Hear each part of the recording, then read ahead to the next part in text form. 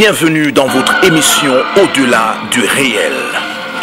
L'an 33 après Jésus-Christ, l'apôtre Paul reçoit le message de l'évangile dans l'arène de la grâce révolutionnaire. Ce message propulse l'Europe dans l'ascendance d'un réveil sans précédent. Mais à force de persécution, il s'éteint. Bien qu'affaibli, mais faufilant au travers les âges, il trouva de nouveau son expression en les personnes de Smith Wigglesworth, Kenneth Teken, Benson Idahosa, Tel Osborne, Catherine Coleman, Chris Oyakilome, Kaku Séverin et votre humble serviteur, le pasteur Louembe Emery. Bienvenue au-delà du réel. Amen. Je vais scandaliser peut-être certains, mais je vais le faire. Amen. Les vertus de la grâce en Jésus-Christ de Nazareth m'amènent à dire que le ciel ne sera pas pour vous mieux que ce que vous expérimentez sur terre. Amen. Ciel, lieu de repos. Là où il n'y a ni ride, ni tache, rien de semblable. Là où on ne connaît point la faim, ni la soif. Là où les vêtements sont tissés de fin lin blanc. Là où il n'y a point de soleil. Et là où il n'y a point également de nuit. Là où il n'y a point de jour, plus que celui qui est assis sur le trône est lui-même le jour. Amen. Il n'y a point besoin de soleil pour régir la dispensation entre jour et nuit, puisque la Bible déclare que celui qui est assis sur le trône est lui-même le soleil de justice. Amen. Cependant, la Bible déclare que le soleil de justice, qui est Jésus-Christ de Nazareth, est venu tabernacler dans l'homme en Christ. Amen. Donc, la chrétienté consiste à vivre la divinité dans l'humanité, vivre terrestrement, célestement. Amen. Lorsque vous ne vivez pas le ciel sur la terre, il y a une anomalie dans votre nouvelle créature en Jésus-Christ de Nazareth. Amen. Amen. Est-ce que vous considérez que lorsque nous demandons d'acclamer Jésus comme Seigneur et Sauveur personnel, il y a une différenciation, un distinguo, un quiproquo, un parallélisme entre l'acclamation ou le sacrifice de louange et d'adoration qui professe son nom dans l'Ancien Testament et celui de la louange et de l'adoration dans le Nouveau Testament. Amen. Amen. Avant, nous louions Dieu qui était au ciel parce que nous étions terrestres et lui il était céleste. Nous étions humains et il était divin. Amen. C'était l'adoration d'une entité inférieure vers une entité supérieure. Mais dans la grâce en Jésus-Christ de Nazareth, la louange à Dieu est l'échange intercommunautaire entre la divinité sur terre et la divinité dans le ciel, manifestée et retrocédée sur terre en Jésus-Christ de Nazareth. Amen. Si quelqu'un ne comprend pas, il dit Amen. Si quelqu'un comprend, alors il dit Amen. Lorsque j'adore Dieu sous la grâce en Jésus-Christ de Nazareth, Dieu m'adore également. Amen. Amen. Amen. Ce culte n'était pas un culte d'adoration au Dieu qui se trouve dans le ciel. Ce culte était un culte d'adoration et de louange à Dieu qui vit en vous, en Jésus-Christ de Nazareth. Amen. Alors lorsque je vous demande de vous d'acclamer le Seigneur Jésus, ne l'acclamez pas comme s'il était éloigné de vous. Amen. Il n'est plus distant de vous il y a 2000 ans, 15 ans exactement et pratiquement 11 mois. Amen. Vous êtes dans sa présence et il est dans votre présence. La grâce en Jésus-Christ de Nazareth ne fait pas la différenciation entre la présence de Dieu et la présence du chrétien. Amen. La présence du chrétien inclut et engage la présence de Dieu. Amen. Ma présence est la présence de Dieu parmi vous. Amen. Amen.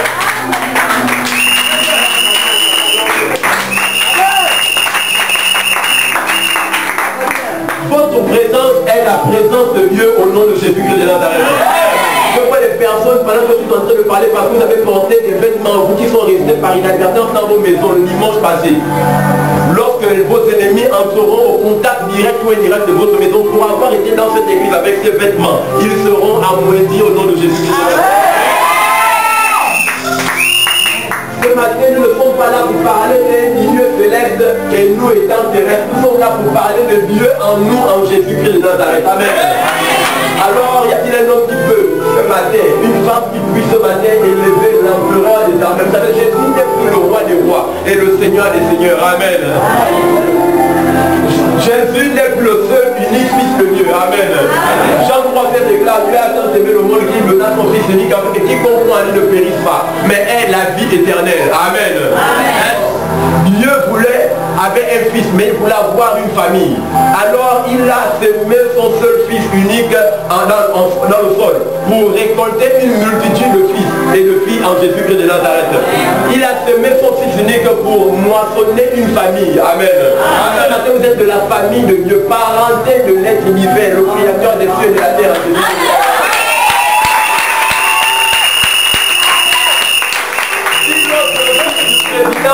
Bien que n'étant pas la magistrature suprême gabonaise, il est escorté en le droit et les honneurs dignes d'un président de la République pour être le fils d'un homme terrestre. À plus forte raison, moi, vous, la créature créée à l'image, à la ressemblance de Dieu. Amen.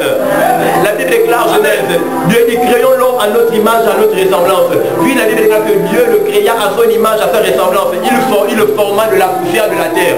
Greffo de là, le pasteur noir américain le plus riche aux États-Unis déclare ce qui signifie selon la version marginale en hébreu. L'homme formé à l'image, à la ressemblance. Image et ressemblance veut dire un autre homme formé du rouge merveille, de la poussière du sol rouge vermeil, ayant la capacité de se tenir devant Dieu sans sentiment de culpabilité, de condamnation, sans conscience de son péché. Un homme qui se tiendrait devant Dieu sans complexe d'infériorité, un homme devant qui Dieu se tiendrait sans complexe de supériorité. Un homme dévisageant Dieu et Dieu le dévisageant, voyant qu'il était Dieu sur la terre, semblable au Dieu qui se trouve dans le ciel. Amen. Vous êtes un autre esprit parlant comme Dieu, fait à l'image et la ressemblance de Dieu. Amen. Est-ce que ce matin vous pouvez adorer Dieu parce que maintenant même lui également vous adore? Alors poussez des cris de joie au nom de Jésus-Christ de Nazareth.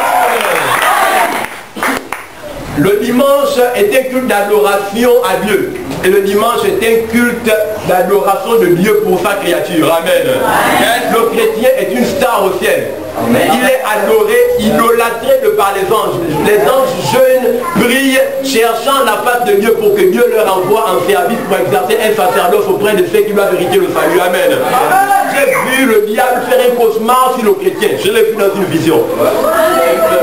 Le diable fait un cauchemar selon lequel le chrétien ne veille pas à l'éveil, qu'il n'y a plus de différenciation entre lui et Dieu, l'être suprême. Amen. Amen. Satan dit, Seigneur, si tu peux seulement permettre qu'il soit encore un peu ignorant pour qu'il pense que j'ai encore le pouvoir que j'avais du temps de Adam et d'Ève, que je n'ai plus. En d'autres termes, lorsque vous êtes ignorant du fait que Dieu est semblable à vous, vous rendez Satan puissant sur votre vie. Amen. Amen. Vous êtes des dieux au nom de Jésus-Christ de Nazareth. Ce matin, c'est des personnes qui sont venues pour la première fois qui ne connaissent pas Jésus. Le pasteur Louembe Méry vous pardonne vos péchés au nom de Jésus-Christ de Nazareth. L'oraison dominicale, lorsque vous priez, dites notre Père qui est aux cieux, que ton nom soit sanctifié, que ton règne vienne, que ta volonté soit faite dans le ciel comme sur la terre. Pardonne nos offenses comme nous pardonnons à ceux qui nous ont offensés. Ne nous soumets pas de la tentation, mais délivre-nous du mal. Pardonne nos offenses. Dieu nous a pardonné nos péchés. Amen.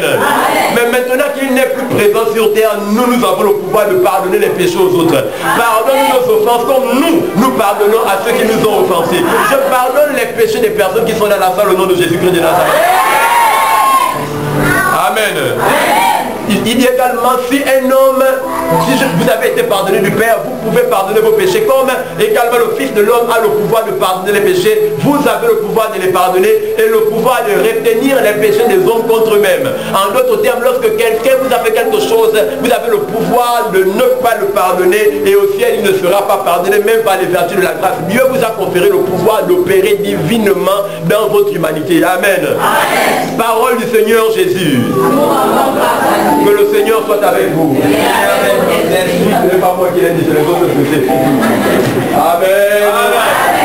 Alors ce matin, je ne suis pas venu seul dans la salle, je vous ai juste évancé. Je voudrais maintenant même appeler l'un de mes mentors dans la foi. Un homme qui se distingue de par son carrure, son charisme, sa posture, son éponymicité, sa célébrité. C'est un homme de Dieu qui n'a plus à prouver quoi que ce soit dans le monde entier. Et il a fait ses preuves au Gabon. Amen. Amen. Vous l'avez déjà certainement suivi sur les écrans de télévision dans à peu près plusieurs chaînes de la place. Et aujourd'hui même, in fine, il aura le pouvoir et la capacité, l'habilité de se démontrer une fois de plus devant nous. Amen. Amen. Donc je suis venu avec lui. Nous étions tout à l'heure au salon de discussion, gentlemannement parlant, lorsque j'ai pris la décision de premièrement l'introduire. Et maintenant même, mesdames et messieurs, heure solennelle, jour historique, je voudrais à cet instant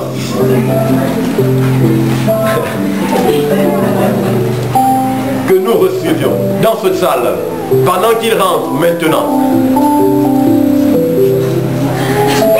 Sa Majesté impériale, Son Excellence royale, Monsieur le Président de la République, chef de l'État, chef suprême des armées, garant de la République et garant des sceaux de notre République, Son Excellence impériale, Jésus-Christ de Nazareth.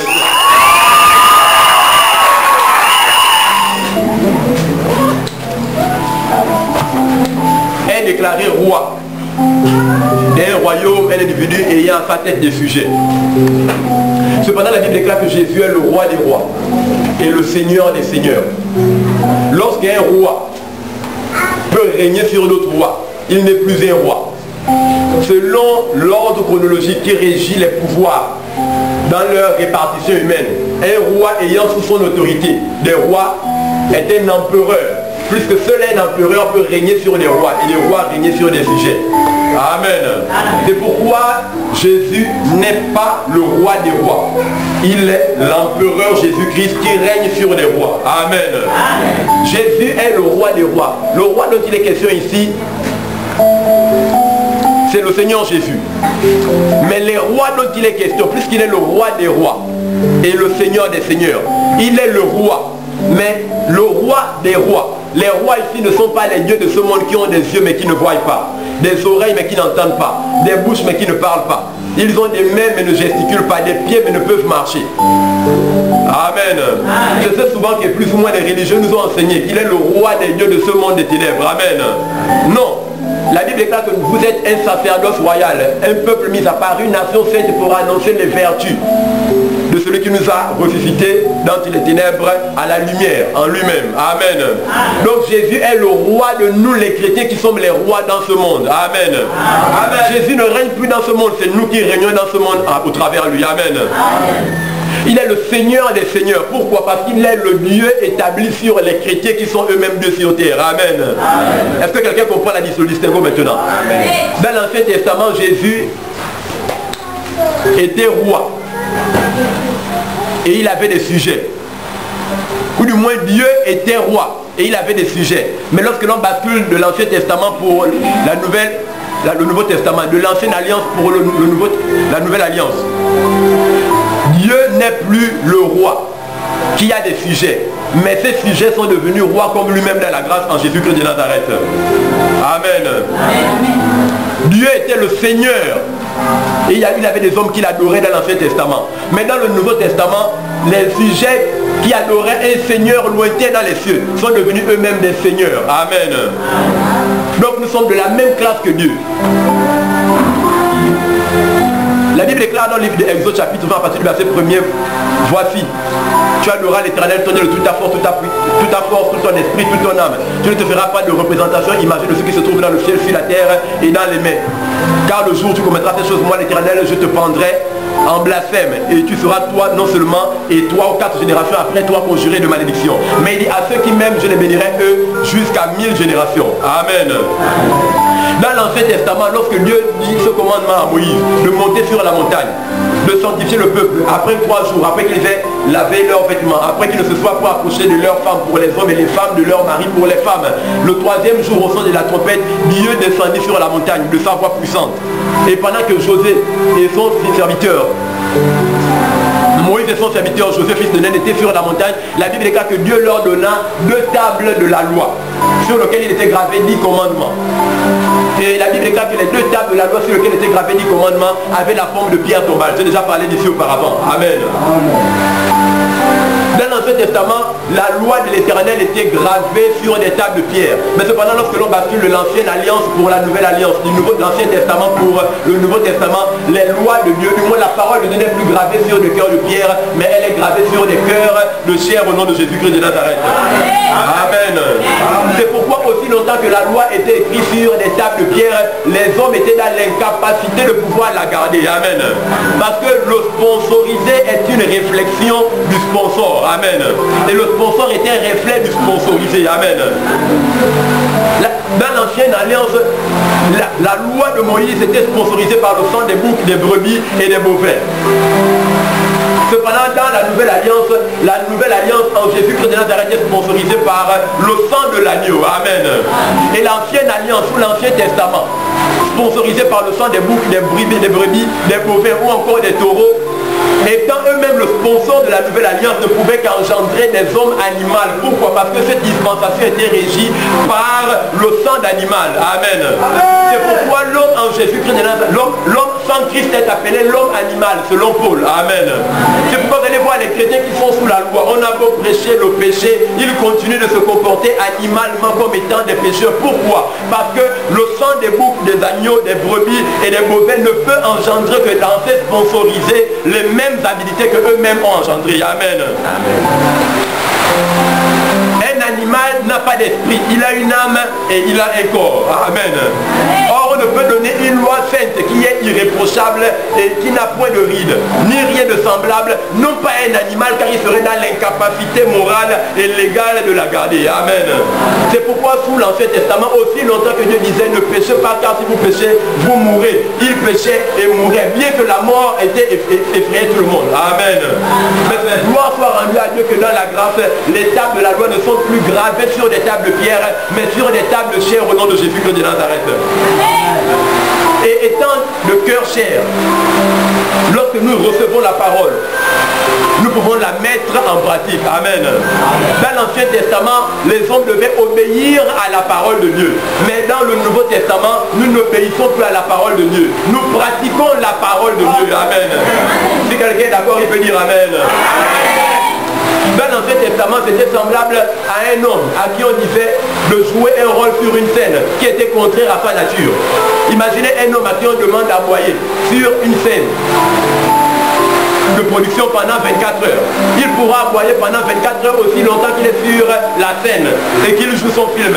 Mais il ne pourra pas éternellement aboyer lorsqu'il sera hors de la scène. Pourquoi? Parce qu'il était capable de le faire seulement pendant la dispensation sur laquelle il était sur scène. Amen. De la même façon, il était impossible pour un homme sous la loi de pouvoir garder la loi de Moïse. Pourquoi? Parce qu'il jouait un rôle qui était contre sa nature. Amen. On ne peut donner un commandement, une instruction à un homme, mais on ne peut le donner à un animal. Amen. Amen. Dans l'Ancien Testament, les hommes entraient dans la présence de Dieu et pouvaient en sortir. Amen. La Bible déclare que le roi Saül, qui est un sacrifice à Dieu de ceux qui étaient dévoués par interdit, selon que l'Éternel lui avait dit, tu n'offriras pas ces choses, car si tu les offres, moi l'Éternel, je te tournerai le dos. La Bible dit que Saül, pour avoir commis une exaction, une mauvaise action, pour avoir désobéi au commandement de Dieu par rapport à un prophète, l'esprit qui était en lui, parce qu'il était un homme, se retira de lui. Amen. Dans l'Ancien Testament, le Saint-Esprit pouvait se retirer d'un homme selon qu'il avait péché devant Dieu. Parce que le Saint-Esprit n'habitait pas en un homme, mais le Saint-Esprit venait couvrir un homme de sa présence. Amen. Mais cependant, dans la nouvelle alliance, le Saint-Esprit n'habite pas sur un homme, mais le Saint-Esprit habite dans l'homme. Amen. Donc il n'y a rien que vous fassiez en bien ou en mal qui puisse ôter la présence de Dieu, amener le Saint-Esprit à sortir de votre corps. Amen. Il a été prêché par les religieux que le Saint-Esprit, lorsqu'il s'attriste, il sort de votre corps. Amen. Jésus a dit, je serai toujours avec vous jusqu'à la fin des temps. Je ne vous laisserai pas orphelin. Je vous enverrai le consolateur, l'Esprit qui vous conduira dans toute la vérité. Amen. Il sera avec vous jusqu'à la fin des temps. Nous sommes en 2015. Est-ce que les temps sont finis? Alors il n'y a rien que vous fassiez en mal qui puisse amener le Saint-Esprit à sortir de votre corps aussi longtemps que les temps ne sont pas arrivés à leur fin. Amen. Le Saint-Esprit ne peut sortir du corps d'un chrétien quand il pêche. Les anges, eux, s'attristent parce que vous êtes ignorants de la grâce rendue disponible en Jésus-Christ, donnant aux chrétiens la domination sur le péché. Mais le Saint-Esprit, lui, ne s'attriste même pas quand il est en vous, quand vous commettez une exaction. Parce que la seule chose qui attriste le Saint-Esprit, c'est le fait qu'un homme rejette Jésus dans sa vie comme Seigneur et Sauveur personnel. C'est le péché impardonnable. Le blasphème contre le Saint-Esprit, c'est le fait de rejeter Jésus dans sa vie comme Seigneur et Sauveur personnel. C'est un péché impardonnable devant Dieu, car la Bible déclare qu'il eût cru qu'une aussi grande grâce aurait été manifestée juste par la foi. Tout le monde peut croire, les aveugles peuvent voir, les sourds peuvent voir, les muets peuvent voir, les paralytiques peuvent voir. Parce que la foi est une substance de l'esprit et non une substance physique et charnelle. Amen. Est-ce que jusqu'à présent on comprend la différence entre l'Ancien Testament et le Nouveau Testament? Amen. Dans l'Ancien Testament, Aaron, le souverain sacrificateur, frère aîné dans la chair de Moïse, était le représentant du peuple de Dieu, dans la présence de Dieu. Amen. Mais cependant, dans la nouvelle alliance, le peuple qui était représenté par Aaron dans la présence de Dieu, ce peuple est devenu lui-même souverain sacrificateur, servant d'intermédiaire entre Dieu et les païens en Jésus-Christ de Nazareth. Amen. Amen. Si quelqu'un comprend ce dont je suis en train de parler, est-ce que peut dire Amen? Amen. Dans l'ancienne alliance, il fallait un médiateur entre Dieu et le peuple de Dieu. Cependant, dans la nouvelle alliance, il n'y a plus de médiateur entre Dieu et son peuple. Parce que Dieu désormais est dans l'incapacité d'envoyer un médiateur pour favoriser les bonnes relations entre lui-même et la nouvelle créature en Jésus-Christ, puisque Dieu lui-même vit désormais dans l'homme. Pourquoi aurait-il besoin d'un interprète entre lui et un homme dans lequel Dieu vit déjà lui-même auparavant? Amen. Amen. Si je vis dans cette maison, je n'ai point besoin d'un interprète pour aller chercher un ustensile qui appartient déjà à cette maison.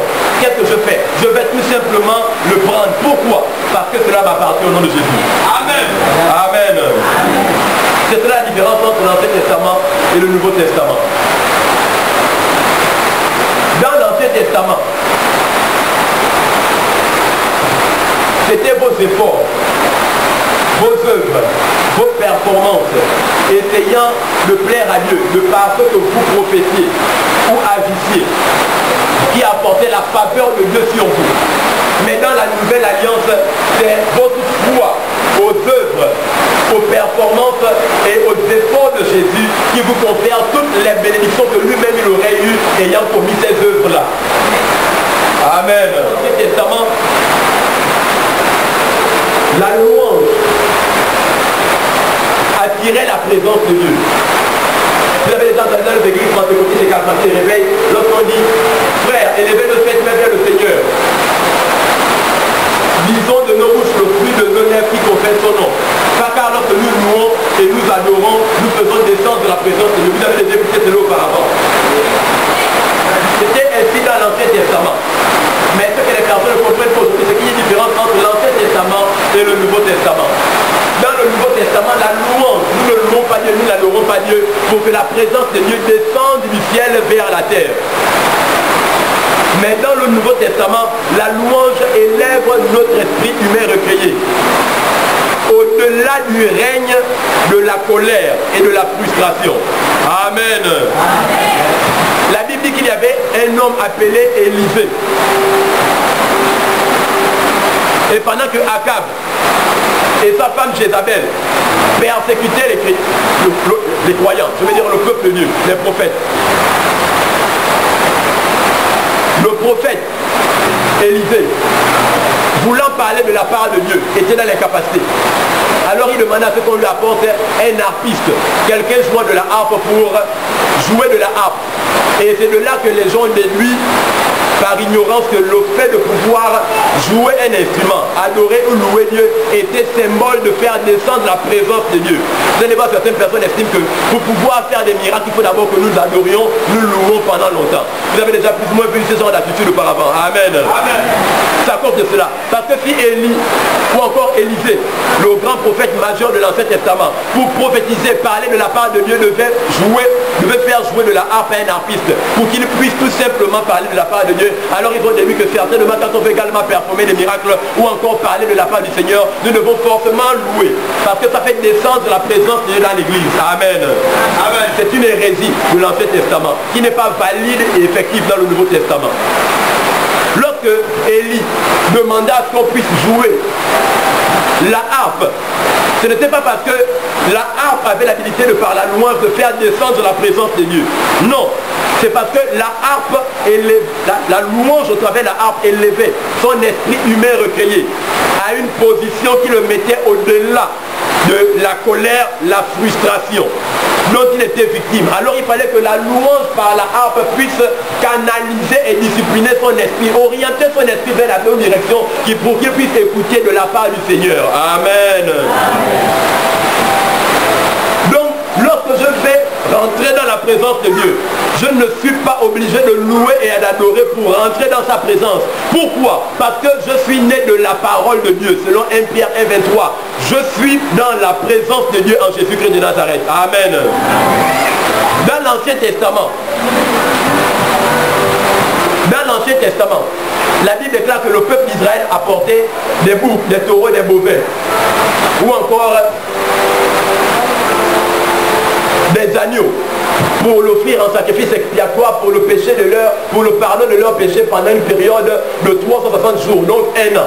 Si vous connaissez cela, est-ce qu'on peut dire Amen?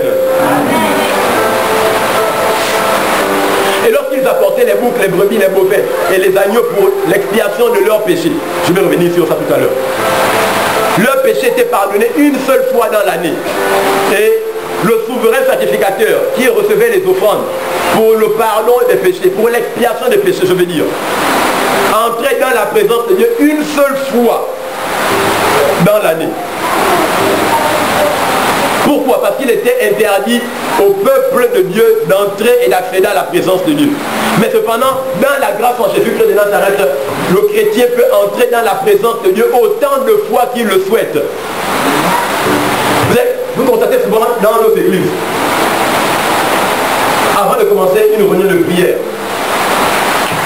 ou encore un culte dominical, ou encore un culte d'inter-semaine, vous allez souvent voir des personnes dire, avant de commencer cette réunion, nous allons invoquer le sang de Jésus, pour qu'il purifie nos yeux, nos oreilles, nos bouches, nos cœurs, nos reins, notre esprit, notre âme et nos corps. Vous avez déjà entendu souvent ça? Amen. Amen. Si vous avez déjà vu cela, est-ce qu'on peut dire Amen? Si vous avez déjà vu cela. Amen. Et lorsqu'ils invoquent le sang de Jésus sur leur esprit, leur âme et leur corps, ils disent maintenant même nous sommes saints. Maintenant nous pouvons demander au Saint-Esprit de descendre sur nous pour qu'il puisse nous remplir. Amen. Pourquoi? C'est une hérésie. Dans l'Ancien Testament, il fallait invoquer le sang de Jésus. Il fallait procéder à l'ablution pour pouvoir entrer dans le lieu saint, puis dans le lieu très saint pour le souverain sacrificateur seulement. Or, cependant, par le sang de Jésus qui a été versé à la croix de Golgotha, nous avons eu accès à la présence de la Bible. Regarde que lorsqu'il expira, la Bible dit le voile se fendit du haut vers le bas. Puis l'esprit sortit pour aller se jeter en l'homme en Christ. À partir de cet instant, comment puis-je entrer dans la présence de Dieu si la présence de Dieu vit déjà en moi? Amen. Donc nous sommes dans la présence de Dieu. C'est pourquoi dans cette église, nous n'évoquons pas le sang de Jésus sur nos yeux, nos oreilles, nos bouches, nos cœurs et nos reins. Pour ceux qui ont commis le péché sexuel, bien sûr. Dans notre esprit, notre âme et notre corps. Pourquoi? Parce que le sang nous a lavé une seule fois pour toutes. Amen. Amen. Si dans l'Ancien Testament, le sang devait couler une seule fois pour le pardon des péchés de 360 jours, pourquoi est-ce que dans les églises aujourd'hui, dites religieuses, on doit invoquer le sang de Jésus lorsque nous commençons la réunion le dimanche? Nous invoquons le sang de Jésus à la prochaine réunion le mardi. À la prochaine réunion le jeudi, nous invoquons le sang de Jésus. Or, dans l'Ancien Testament, l'ombre des choses à venir, le sang ne devait couler qu'une seule fois dans une année. Mais dans la grâce en Jésus-Christ, les chrétiens par ignorance invoquent le sang de Jésus à chaque fois qu'ils veulent rentrer dans la présence de Dieu. Et à beau invoquer le sang de Jésus, ils continuent à commettre les mêmes péchés qu'ils commettaient auparavant, à tel point qu'à un moment lorsque nous allons demander pardon pour nos péchés, certains disent je demande pardon mais je vais encore refaire la même chose. Autant mieux ne même pas demander pardon. D'autres estiment qu'il ne faut même plus venir à l'église. Pourquoi? Parce que à beau demander pardon, c'est comme si le sang de Jésus devient coagulé à force de couler tout le temps pour des péchés que nous refaisons à chaque fois. Amen. Dans la grâce, vous avez été sanctifiés une seule fois pour toutes. Amen. Amen. Si Jésus ne pouvait aller en enfer par une exaction commise, parce que son sang était le sacrifice acceptable et agréable devant Dieu, ce sang qui vous a lavé vous rend acceptable et agréable indépendamment de ce que vous faites actuellement. Amen. Amen. Mais cependant, ce n'est pas une raison pour commettre n'importe tout. Tout nous est permis, mais tout ne nous est pas utile. Amen. Amen. Si on est d'accord, on peut acclamer le Seigneur Jésus pour les. Est-ce que quelqu'un comprend la différence entre grâce et loi, ou du moins entre la loi et la grâce? Amen. Est-ce que je peux aller maintenant un peu plus loin? Amen. Amen. Lorsqu'on parle de la loi, il est important de comprendre à quoi que cela renvoie.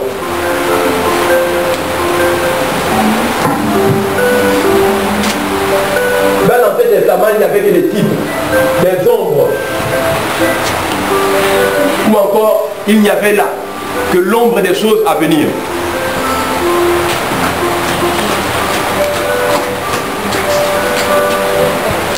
Pour mieux comprendre l'Ancien Testament, pour mieux comprendre le Nouveau Testament, il nous faut faire un retour dans l'Ancien Testament.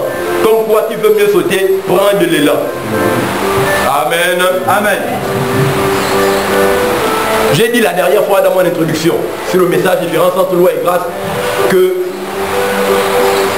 le tabernacle, le sanctuaire ou la tente d'assignation dans l'Ancien Testament était l'ombre des choses à venir, un type ou une typification, ou un type de la nouvelle créature en Jésus-Christ de Nazareth. Si quelqu'un se rappelle le céleste, qui peut dire Amen. Nous avons dit que le tabernacle, le sanctuaire, ou encore la tente d'assignation dans l'Ancien Testament comportait 3 parties. Et ces 3 parties comprenaient le parti extérieur,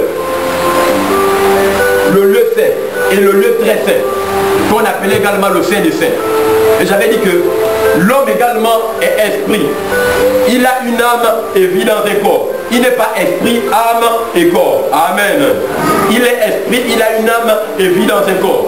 Et j'ai dit que dans l'Ancien Testament, il y avait le parti extérieur, le lieu saint, le lieu très saint appelé le Saint des Saints également. Et dans le parti extérieur, il y avait là ce qu'on appelait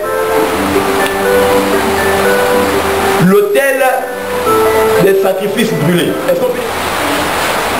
C'est cet autel qui était déporté. Les boucs, brebis, taureaux et bovins qui servaient à l'expiation des péchés du peuple. En d'autres termes, l'autel des sacrifices brûlés servait à couvrir les péchés du peuple, parce que le mot expier veut dire couvrir ou recouvrir une chose. Amen. Donc dans l'Ancien Testament, les péchés du peuple de Dieu n'étaient pas pardonnés, mais les péchés du peuple de Dieu étaient couverts, sinon recouverts. Si on est d'accord, on peut dire Amen.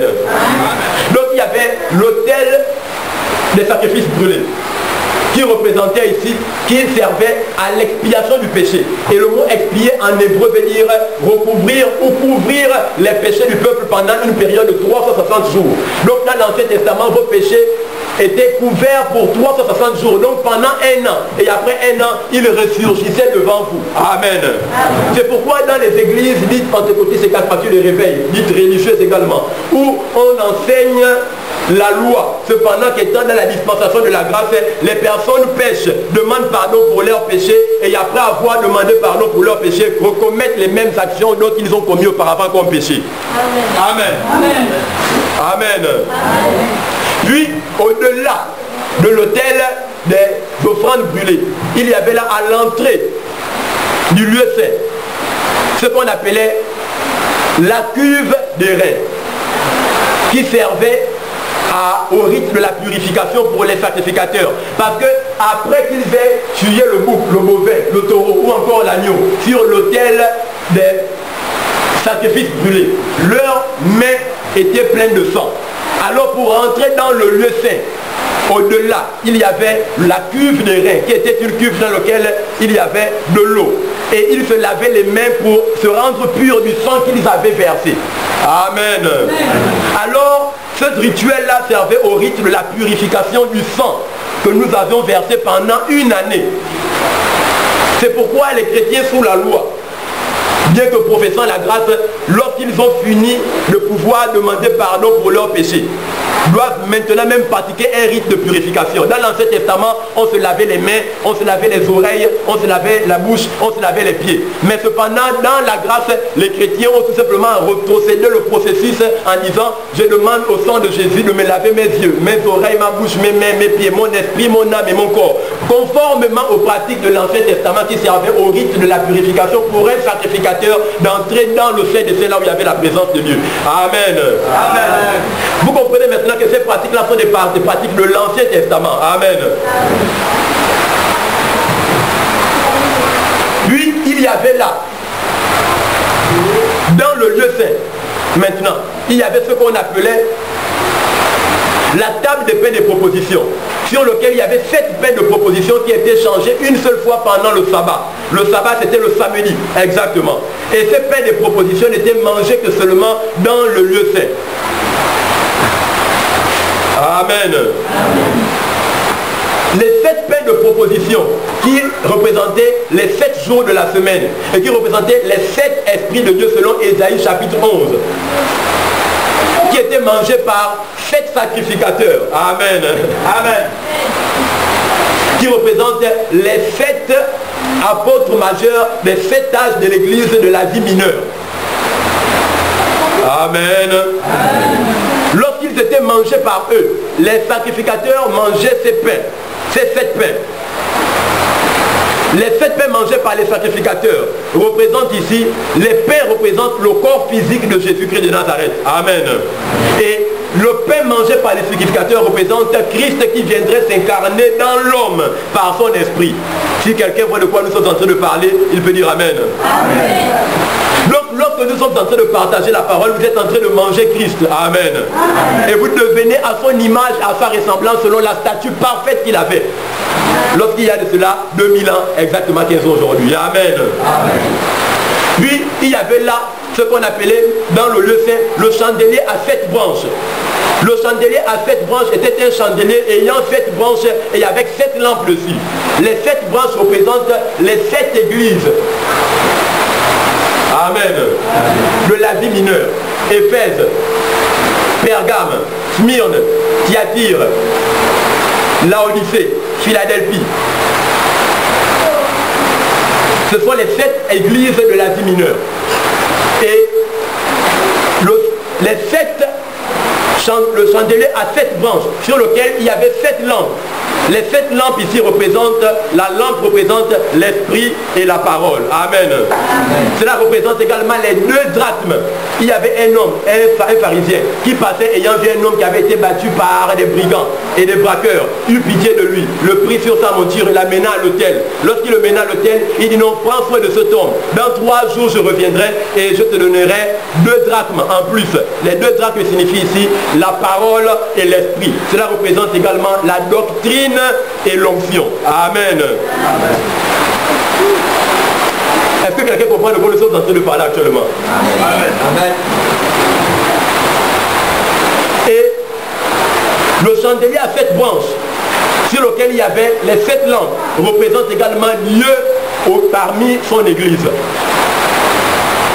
Là où il y a la véritable doctrine du message de la grâce et là où il y a l'esprit de Dieu prouvé par le message de la grâce, Dieu authentifie par les signes, les prodiges et les guérisons, les miracles que Dieu est dans cette assemblée. Amen. Amen. Dieu prouvera dans votre vie que vous êtes un homme sous la grâce en Jésus-Christ de Nazareth. Amen. Puis il y avait là dans le lieu, puis il y avait là un voile, le lieu saint ou le saint des saints, là où personne n'arrivait. Et c'est là où mon message est. Dans le lieu saint, je disais tantôt, il y avait l'arche de l'alliance. Et dans l'arche de l'alliance, il y avait le pot d'amande d'or. Le pot d'amande d'or ici représente la grâce non obtenue par les efforts des hommes. Parce que la manne signifie en hébreu, qu'est-ce que c'est que cela? Ce qui veut dire un pain qui n'a pas été fabriqué par les hommes, mais qui provient du ciel. Donc le pot d'amande d'or représente une grâce non obtenue par les efforts, la performance et par les œuvres humaines. Amen. Amen. Et il y avait là la verge d'Aaron qui avait fleuri, un bois mort sur lequel il poussait des fleurs avec des fruits. Cela représente la mort que nous expérimentions en Jésus-Christ de Nazareth, la mort que nous expérimentions pour nos péchés sans Jésus-Christ de Nazareth. Ça représente également la renaissance. Et cela représente également la mort et la résurrection en Jésus-Christ de Nazareth. Amen. Amen. Et il y avait les 2 tables de la loi. Les tables de la loi en hébreu, dans la version marginale, signifie incapacité à me garder. Quand vous dites moi, en tant que chrétien, ma vie repose sur la loi de Moïse, vous savez ce que ça signifie? Ça veut dire votre vie repose sur les lois qui veulent dire elles-mêmes à celui qui les garde, tu es dans l'incapacité de me garder. Parce que la loi signifie incapacité pour l'homme qui m'a de me garder moi. Parce que la loi signifie la connaissance du péché. Amen. Et sur l'arche de l'alliance, il y avait ce qu'on appelait les 2 chérubins protecteurs aux ailes déployées. Et les chérubins protecteurs sont protecteurs parce qu'ils protègent la présence de Dieu.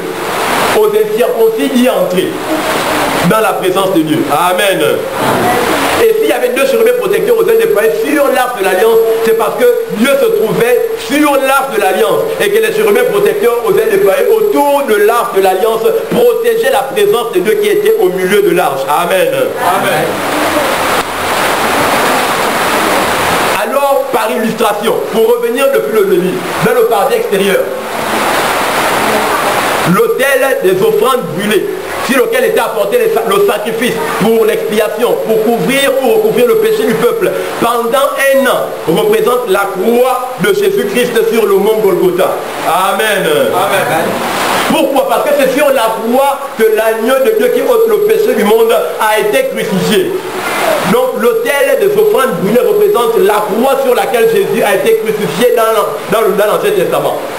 C'était l'ombre des choses à venir. Dieu montrait par le sanctuaire, le tabernacle, par la tente d'assignation, ce qu'il ferait, sa volonté désormais de reposer parmi l'homme, de vivre avec lui. Plus un homme qui le retrouverait seulement sur la montagne, mais un homme dont Dieu voulait vivre avec lui au pied de la montagne. Amen. Amen. Amen. Et c'était là l'action de Dieu. Et sur l'arche de l'alliance, la Bible dit que l'arche de l'alliance avait 4 cornes. Les 4 cornes ici, sur lesquelles il y avait les 2 chérubins protecteurs aux ailes déployées, représentaient ce qu'on appelait les 4 points cardinaux. Amen. Amen. La Bible déclare que lorsque Jésus a été crucifié, les centurions romains déchirèrent ses vêtements en 4 parties. Amen. Amen. Le vêtement d'un homme représente ce qui couvre la nudité de ce dernier. Si nous sommes d'accord, on peut dire Amen. Amen. La nudité de Jésus, c'était l'évangile de Matthieu, de Marc, Luc et Jean. Amen. Parce que les évangiles sont le récit de la vie, de la naissance de Jésus. La vie de Jésus, sa mort, sa descente aux enfers, sa résurrection et son ascension. Amen. L'évangile n'est pas la parole de Dieu, mais ce sont les épîtres qui révèlent la vie de Jésus, qui sont la parole de Dieu pour nos chrétiens aujourd'hui même. Amen. Amen. Donc les 4 points de l'arche de l'alliance dans lequel il y avait 4 cornes les 4 cornes représentent les 4 points cardinaux. Pourquoi? Parce que la tunique de Jésus a été déchirée en 4. Il y a 4 grands continents. Il y a l'Afrique, l'Asie, l'Europe et l'Amérique. Cela représente la unité de Jésus au travers de l'évangile qui serait distribué aux 4 grands continents. L'évangile qui atteindrait l'Europe, l'Afrique, l'Asie et l'Amérique. Je ne sais pas. Les gens n'aiment pas ce genre de message lorsqu'il faut aller plus dans les profondeurs. Vous aimez seulement la bénédiction, le succès, l'élévation, le mariage. Amen. Or, c'est ce que nous sommes en train de partager avec vous qui apporte cela. Amen. Amen. Amen. Les 4 côtés de l'arche de l'alliance sur lesquels il y avait les 4 cornes, je disais tantôt, représentent également les 4 points cardinaux. Parce que l'évangile doit aller dans tous les pôles. La Bible déclare lorsque l'évangile sera annoncé et que l'évangile sera sur la planète Terre, comme les océans recouvrent la mer, alors le Fils de l'homme reviendra chercher l'église. Amen. Amen.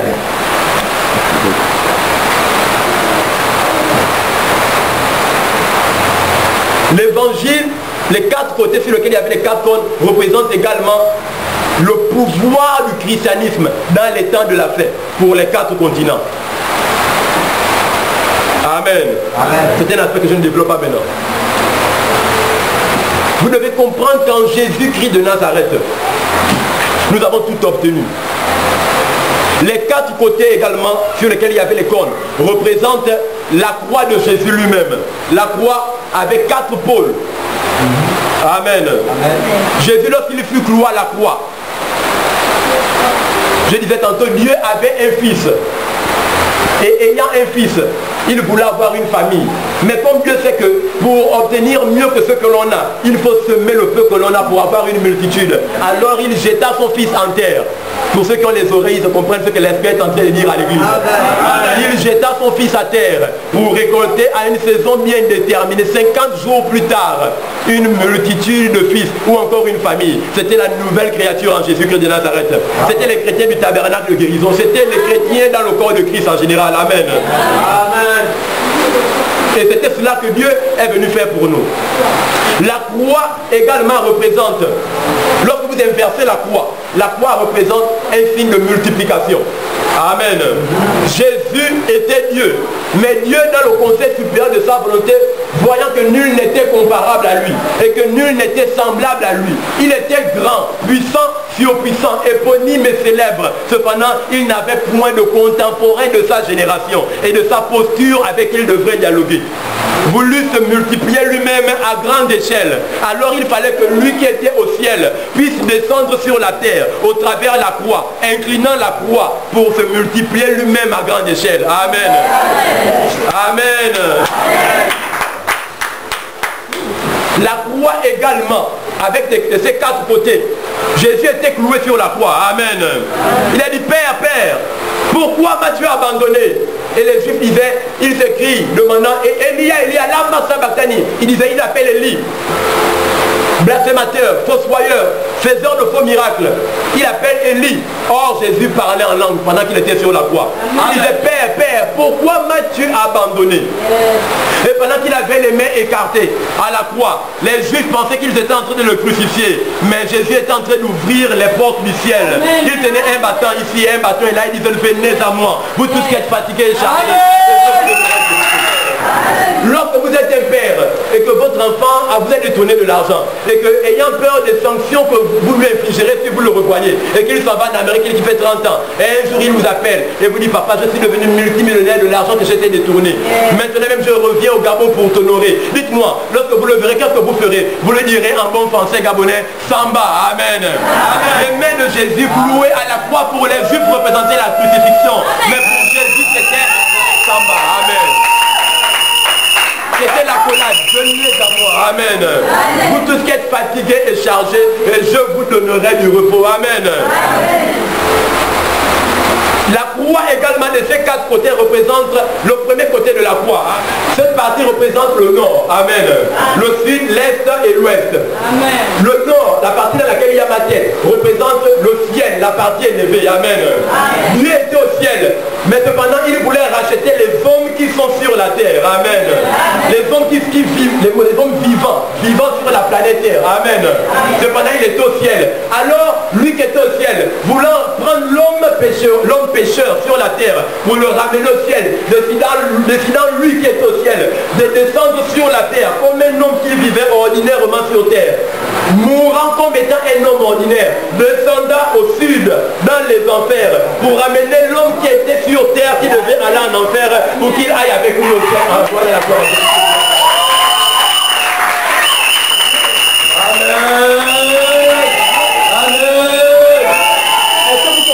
Même le mystère de la croix en Jésus-Christ de Nazareth. Amen. La croix, c'est cela pour vous. Amen. Et la croix représente également l'homme lui-même. Amen. Il a dit, venez à moi Jésus, vous tous qui êtes fatigués et chargés, et je vous donnerai du repos. Amen. Cependant, l'homme lui-même, divinement construit et constitué, est lui-même une croix en déplacement, une croix mobile. Amen.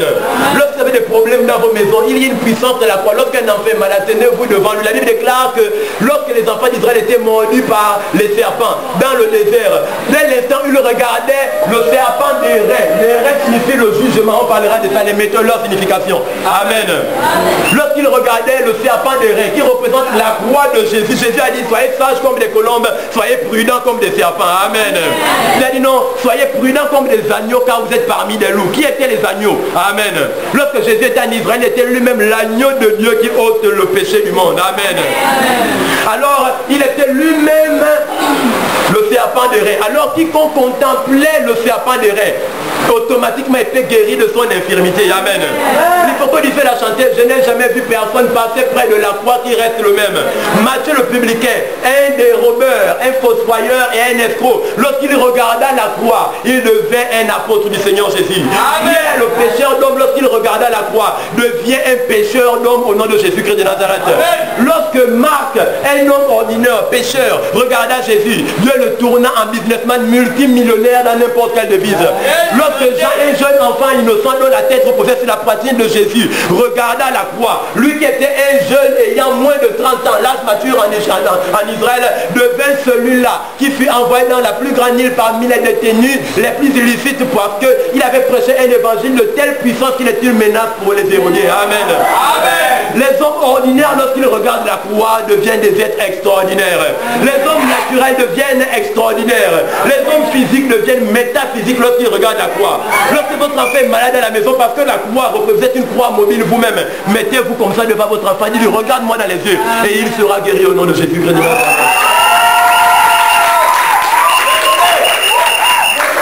Amen. C'est pourquoi je dis, lorsque vous ne savez quoi demander en prière, l'Esprit lui-même intercède en votre faveur par des soupirs inexprimables. Amen. Je suis la croix de Jésus. Amen. Il y a des personnes qui sont malades ce matin même. Pendant que je parle, je suis une croix mobile.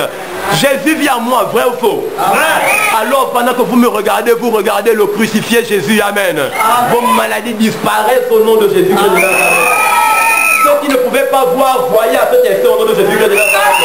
Ceux qui ne pouvaient pas entendre, entendez au nom de Jésus-Christ de Nazareth. Ceux qui ne pouvaient pas parler, parlez au nom de Jésus-Christ de Nazareth. Et si tu ne parles pas, esprit muet, tu reçois une affliction personnelle de ma part au nom de Jésus. Amen. Les paralytiques, levez-vous, ceux qui avaient mal au corps, commencez à faire ce que vous ne pouvez pas faire. Vous constaterez pendant que je suis en train de parler. Maintenant même que la douleur a disparu à l'endroit où vous avez mal. Touchez-vous au nom de Jésus-Christ de Nazareth. La Bible n'a pas changé. Il n'est pas un nom pour m'entendre, le Fils est un nom pour se répartir. Ce que ça vous déclare, ça m'est puissant de la compris. Amen.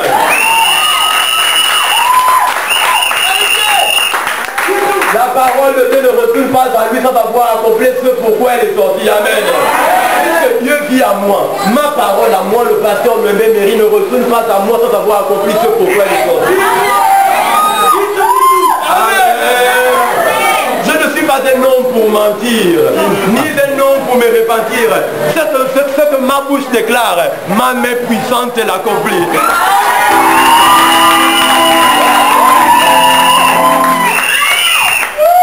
Pour les religieux, je blasphème quand je dis ça. Amen. Mais je parle et la Bible déclare pendant que je suis en train de parler. Jésus lui-même se réjouit. Parce que lorsque je suis accusé devant les tribunaux de la maladie, des circonstances, des turpitudes de la malédiction, et que je parle comme Jésus lui m'a parlé, la Bible déclare que à cet instant même il mettra les paroles dans ma bouche. Amen. Vous êtes dans la droiture lorsque vous parlez selon ce que Dieu dit qu'il a dit dans sa parole. Et votre instinct déclare, j'ai dit, en fait que vous puissiez dire avec assurance. Ça veut dire que ce que Dieu dit aujourd'hui même, c'est moi qui dois le dire pour que désormais les choses puissent changer au nom de Jésus-Christ de Nazareth. Kenneth Hagin eut une vision du Seigneur Jésus, lui montrant que le chrétien ne pouvait être possédé. Et pendant qu'il y a eu cette vision, Jésus se tenait pour la première fois devant lui, face à face vis-à-vis. Et soudainement, il vit un singe qui apparut devant lui dans un brouillard. Et ce singe se tenait entre Jésus et Kenneth Hagin. Et tous les mystères de la parole de Paul, révélés de Jésus vers Kenneth Hagin, n'étaient plus entendus par Kenneth Hagin, le grand God général. Parce que ce singe qui était un démon, dans une nuée noire, grimaçait, empêchant l'homme de Dieu d'écouter ce que Jésus voulait lui dire pour l'église dans notre dispensation. Alors Kenneth Hagin s'étonnait disant, Jésus le parlait toujours, mais lui n'entendait plus Jésus et ne le voyait plus. Il ne voyait que cette ombre dans laquelle il y avait ce singe noir, ce démon. Alors, Kenneth Hagin se disait dans sa frustration, mais est-ce que Jésus, le roi des rois et le seigneur des seigneurs, lui qui voit tout, l'omniscient, l'omniprésent et l'omnipotent, n'est-il pas conscient actuellement que pendant qu'il me parle par rapport au corps de Christ et qu'il me donne cette révélation, ce démon se tient devant moi et m'empêche d'écouter? Alors il était frustré dans son esprit disant, mais est-ce vraiment Jésus ou est-ce que je suis en train de me lever? Il était éveillé, mais il était transporté dans une vision céleste, empêché par un démon d'écouter Jésus, l'empereur s'adressant à lui magistralement. Alors il disait, Seigneur, fais quelque chose, fais quelque chose, fais quelque chose, chasse ce démon, chasse ce démon, chasse ce singe qui m'empêche de recevoir les instructions du royaume par rapport à l'évangile dans notre dispensation de la grâce. Et Jésus ne faisait rien, s'adressant à lui, souriant tout simplement. Puis alors, Kenneth Hagin dit, démon impur, je te commande de partir dans sa frustration. Puis il dit, le singe tomba dans sa nuée, le dos collé contre terre, dans l'incapacité de se relever. Alors il s'adressa à Jésus, lui dit, Maître, pourquoi n'as-tu pas chassé l'esprit lorsque je te demandais de le chasser? Jésus lui a répondu, Kenneth Hagin dit, cela a mis sans dessus sa théologie de l'évangile. Jésus lui a répondu lui disant, je voudrais bien chasser ces démons, je voulais bien chasser ces démons, mais je ne le peux plus.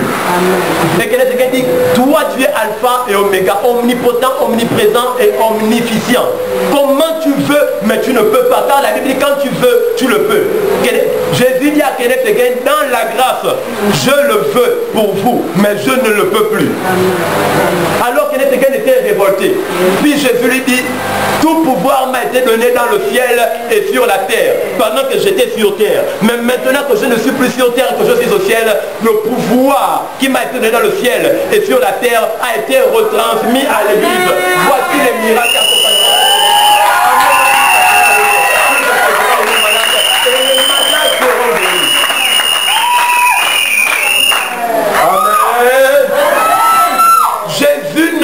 Chasser les démons dans vos corps en 2015.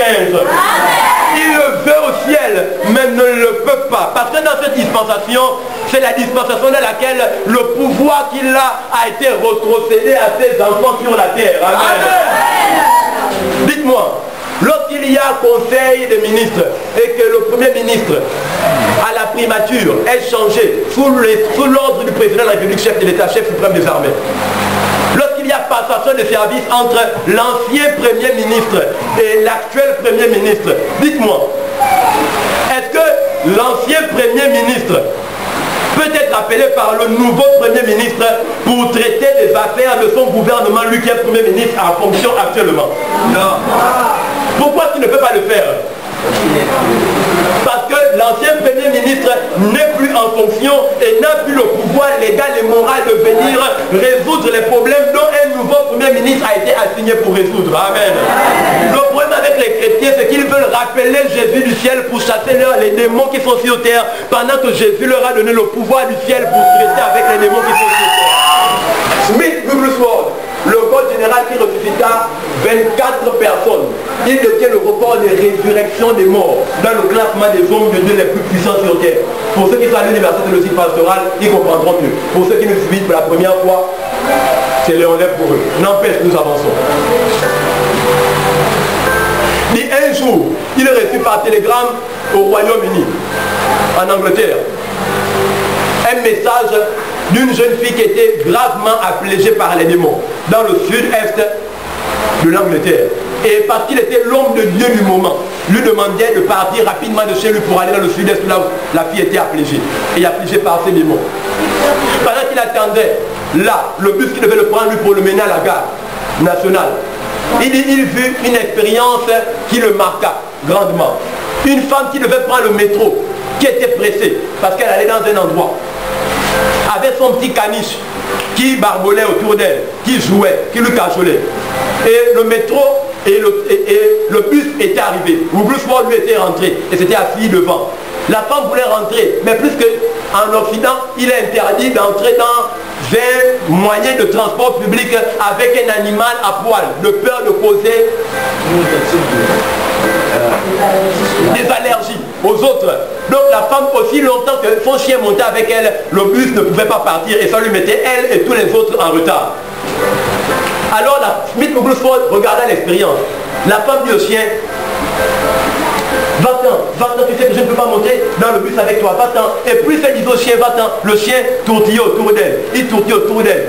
Elle dit, non mais va-t'en, je te dis va-t'en, allez, rentre à la maison. Et plus elle disait cela au chien, le chien pensait qu'elle jouait avec lui.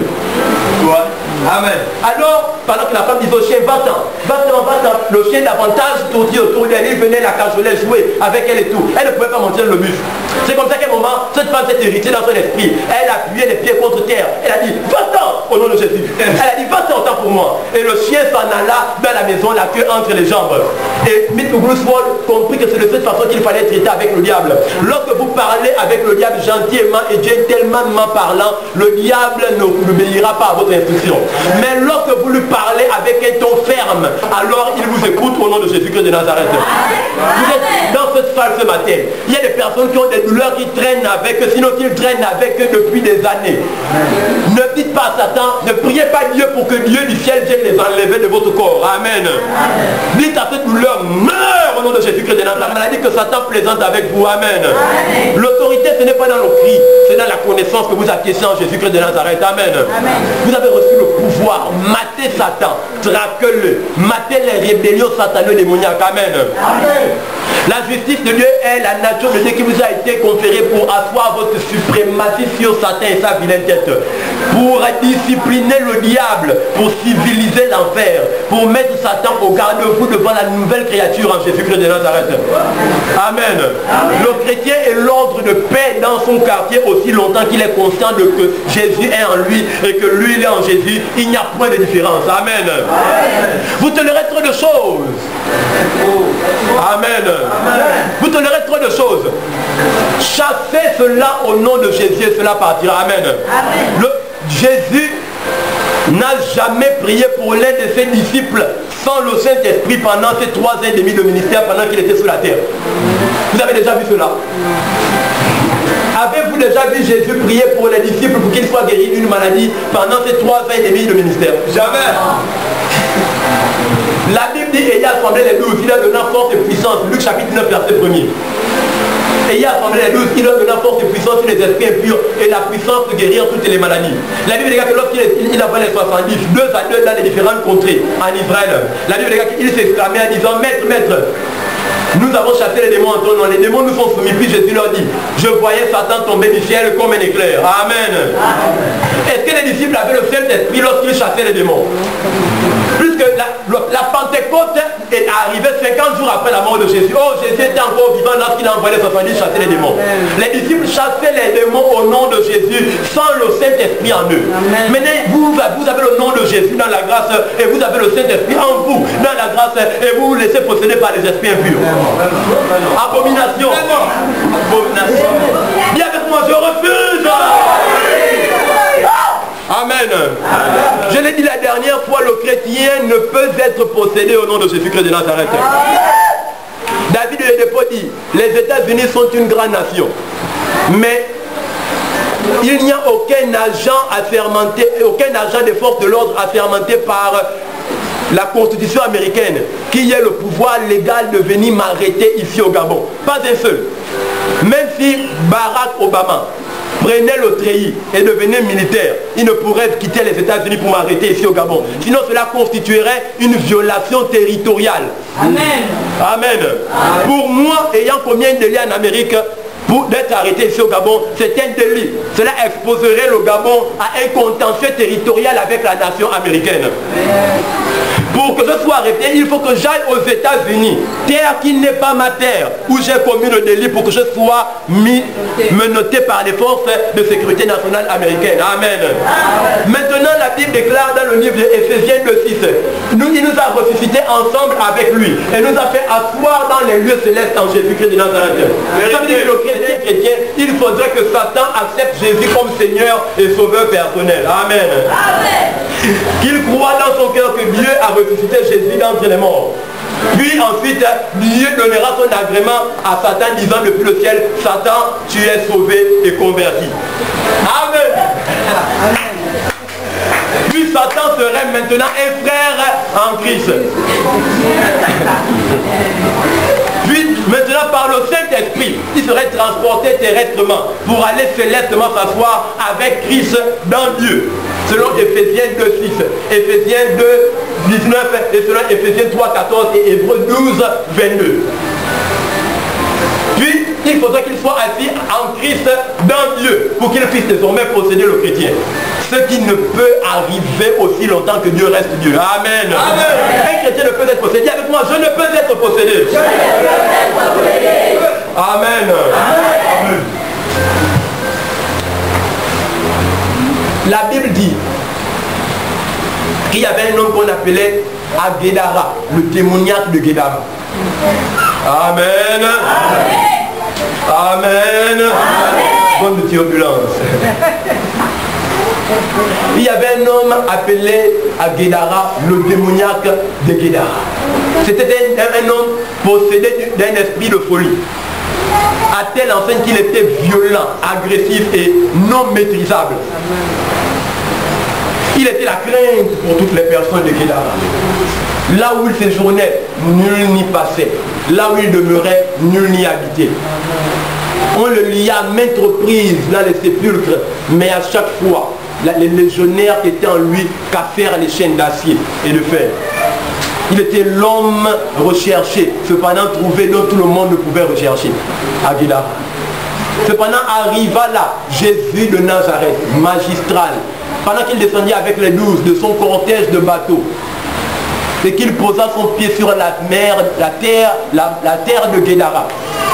La Bible dit que cet homme qui avait sémé le chaos, renversé, mis le feu et le sang, tout à Guédara, lorsqu'il le vit, il s'écria: Maître, maître, maître, maître, maître, pourquoi viens-tu me persécuter? Maître, maître.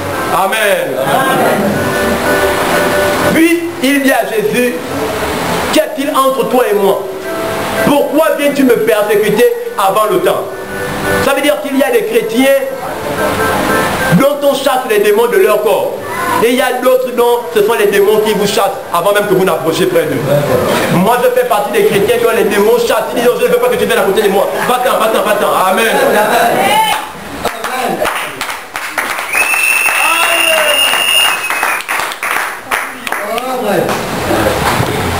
Puis le démoniaque de Guédara dit: qu'y a-t-il entre toi et moi? Pourquoi viens-tu me persécuter avant le temps? Et les démons demandèrent à Jésus: accorde-nous une faveur. Le langage des démons vis-à-vis de Jésus n'était pas un langage d'autorité, mais un langage de soumission. Accorde-nous une faveur. Les démons, lorsqu'ils s'adressent aux chrétiens, demandent une faveur pour que vous leur donniez la permission de parler. Ce n'est pas ce qu'on voit dans l'église: je ne sors pas, je ne sors pas. Si tu veux que je sorte, apporte-moi d'abord le petit coca. Dans le corps des chrétiens. Amen. Amen. Qu'y a-t-il entre toi et nous? Pourquoi viens-tu nous persécuter? Accorde une faveur. Si tu le veux, jette-nous dans ces pourceaux-là. Puis la Bible dit que Jésus eut compassion d'eux, ne voulant pas les envoyer dans le puits, dans le fleuve, le lac du feu avant le temps. Leur donna la permission d'aller se jeter dans les pourceaux. Puis les démons sortirent du démoniaque de Guédara et allèrent entrer dans les pourceaux. Dans les cochons. Amen. Amen. Lorsque les démons entrèrent dans les cochons, le cochon qui est l'animal le plus répugnant, le plus sale au monde. Lorsqu'on vous dit dans une salle de classe, vous êtes un élève, vous êtes sale comme un cochon, ça éveille et ça émule en vous la rage et la haine la plus tendre pour entrer en conflit. Sinon on bagarre même contre celui qui vous l'a dit. Amen.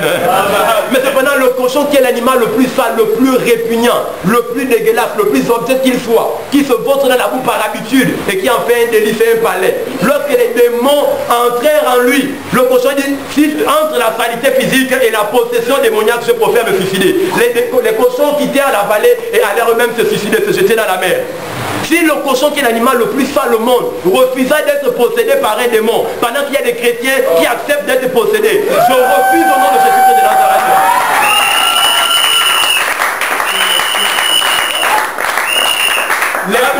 Les cochons à Guédara, ici les démons du démoniaque de Guédara rentrent en nous, nous préférons ne plus vivre, autant mieux nous suicider. Ils ont sauté de la baleine et sont allés se jeter dans la mer. Mais cependant, il y a des chrétiens qui acceptent, qui tolèrent la présence des démons dans leur corps. Ils disent: c'est la volonté de Dieu. Amen. Vous voyez comment Satan joue avec l'intellect du chrétien. Amen. Je refuse que vous soyez possédés, même si vous le voulez, au nom de Jésus-Christ de Nazareth. Amen. Amen. Amen. Est-ce qu'on peut acclamer le Seigneur Jésus-Christ?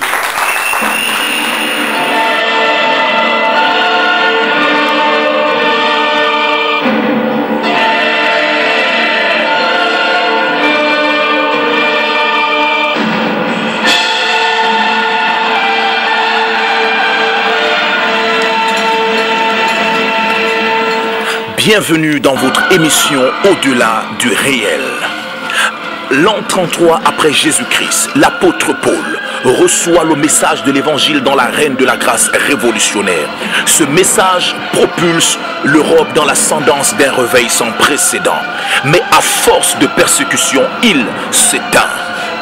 Bien qu'affaibli, mais faufilant au travers les âges, il trouva de nouveau son expression en les personnes de Smith Wigglesworth, Kenneth Keken, Benson Idahosa, Tel Osborne, Kathleen Coleman, Chris Oyakilome, Kakou Sévérin et votre humble serviteur, le pasteur Louembe Emery. Bienvenue au-delà du réel.